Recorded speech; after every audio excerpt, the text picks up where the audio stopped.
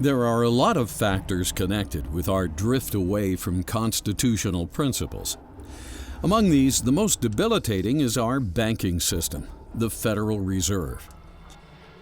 Even though the Fed was created by an act of Congress in 1913, its operation and relationship with the U.S. government is amorphous, if not completely nebulous to the public.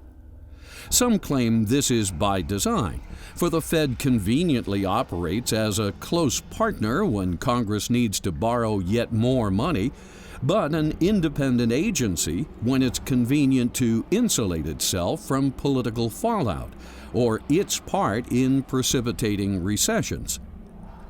Thus, in 1913, Congress delegated its duty to manage the money supply to a bunch of elite New York bankers who formed a banking cartel now known as the Federal Reserve System. When the Federal Reserve System was planned in 1910, it was done so without the full knowledge and consent of the people. Born in secrecy on an island off the coast of Georgia, elite bankers of the time sought to establish a central bank that would mimic European banks and ultimately give them complete control over the nation's money. The Federal Reserve is technically owned by the member banks, so we know who owns the Federal Reserve, the member banks. But who owns the member banks is very difficult, if not impossible, to find out, because the member banks are not registered with any government agency. They're not corporations. They have the basic structure of a partnership or something very private. It may even be something unique, but it's not on the public record. And the owners or the partners of these banks are not about to let it be known. No, it's true that you can buy stock in Chase Manhattan and all that sort of thing. You can buy stock in the Bank of America, and as a stockholder you're listed. But the true control and ownership is not on the public record. And it's easy to hide that. You can use street names, you can use Swiss accounts, you can have corporations holding stock for other corporations which are holding stock for other corporations and that sort of thing. In general, it's possible to completely conceal the controlling interest of the banks from the public. From 1913 to 1971, the elite Federal Reserve bankers managed to slowly decouple the nation's currency from the gold and silver backing required by the Constitution. In 1971, the Fed cartel finally got Richard M. Nixon to disconnect the last vestiges of gold from money, on the pretense that the British and French were redeeming too many of their Federal Reserve notes for gold, something people and countries are supposed to do when Congress and bankers print up too many Federal Reserve notes.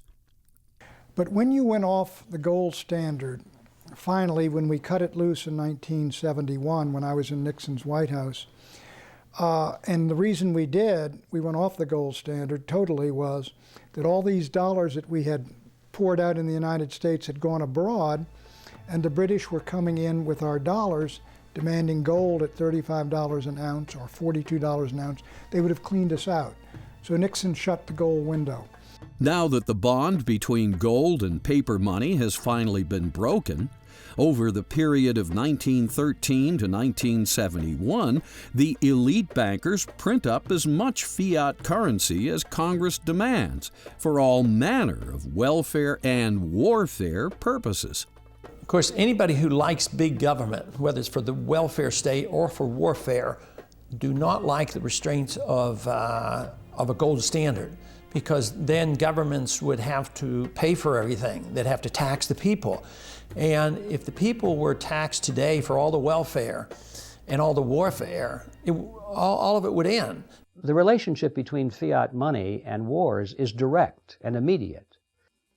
Wars at the scale that we know them in the modern world would simply not be possible, and they would not happen if it weren't possible for the nations who are waging those wars to raise the money from their population through the hidden tax called inflation. Inflation is caused by the Federal Reserve System, through fiat money, the creation of money out of nothing. So, if it were not for fiat money, most of the wars that we've known in recent times simply would not have been fought on either side. Ultimately, all the money that is used to stimulate, rescue, or bail out corporate entities that are too big to fail comes from the Federal Reserve System's power to create money out of thin air, also known as monetized debt, as more fully covered in the movie Fiat Empire. The 2008 Bear Stearns, Fannie Mae, Freddie Mac, AIG, and $700 billion Wall Street bailout, root cause fiat money, not subprime lending, as Treasury Secretary Paulson claimed, are only the most recent examples. Other bailouts in past decades have been Penn Central Railroad, 1970, Lockheed, 1970, New York City, 1975, Chrysler, 1978, Commonwealth Bank, 1972, First Pennsylvania Bank, 1979, Chicago Continental Bank, 1982, and the entire U.S. savings and loan system in the 1980s. The Federal Reserve System makes all this moral hazard possible. Even though the original intent of the founders was for Congress to be the most prominent branch of our government, today's congressmen are shirking this responsibility. They do this by improper delegation of their duties and responsibilities to outside agencies, committees, other branches of government, and even private entities. Why? So they can avoid blame for such things as bailouts and wars and stay in office as long as possible. To the degree they can get the courts or the president to decide on the tough issues, they can avoid making unpopular choices that could get them voted out.